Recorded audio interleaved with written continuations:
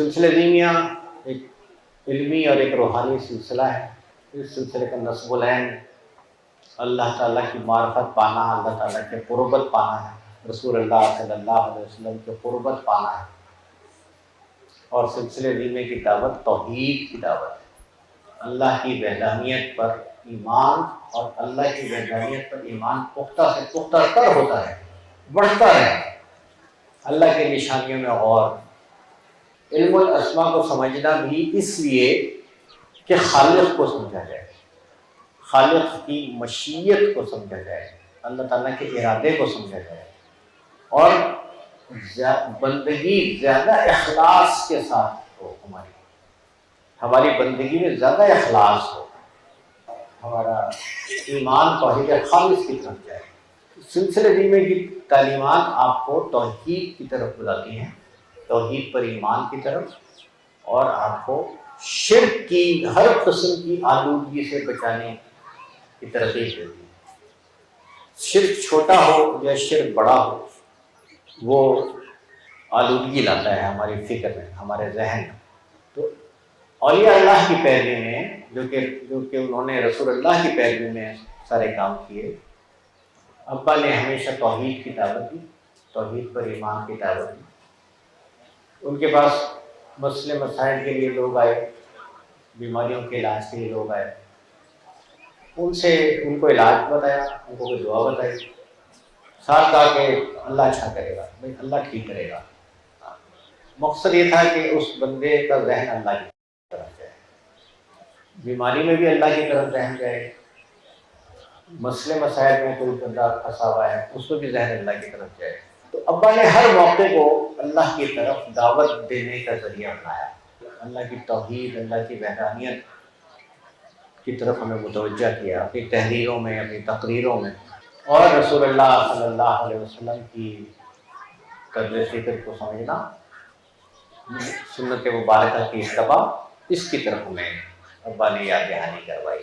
اب ہم سب کی یہ مشترکہ ذمہ داری ہے کہ ہم ابا کے اچھے شاگرد ہوں، ابا کی اچھی روحانی اولاد ہوں، اور ان کے نظریات، ان کی تعلیمات اور ان کی فکر کے اچھے علم بردار ہوں، اور سلسلہ دیمیہ کی خدمت کرنے کے لیے اپنے آپ کو تیار کریں، اپنے آپ کو ذہنی طور پر، علمی طور پر، فکری طور پر، ایموشنلی، جذباتی طور پر اپنے آپ کو تیار کریں۔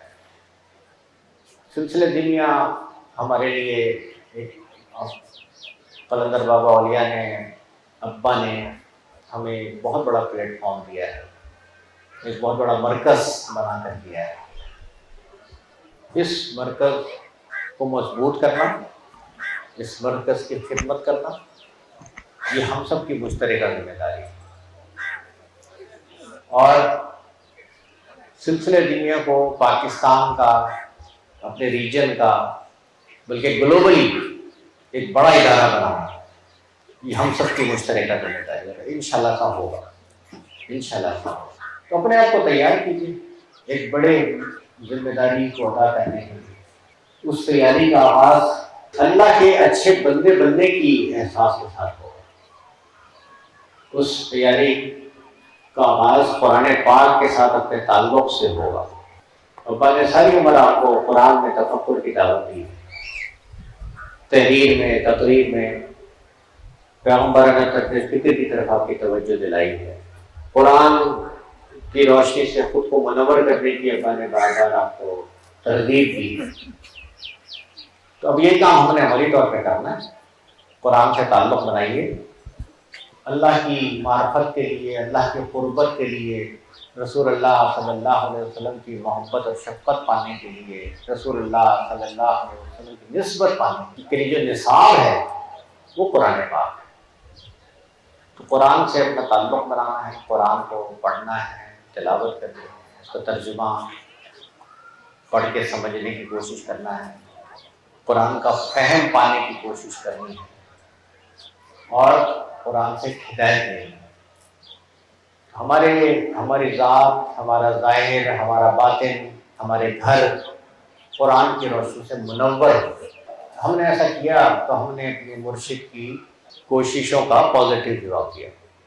ہم نے ایسا نہیں کیا تو بس ٹھیک ہے، ایک رسمی سی عقیدت ہے، ایک رسمی سی عقیدت. رسمی سی عقیدت سے نتیجہ کچھ نہیں نکلتا.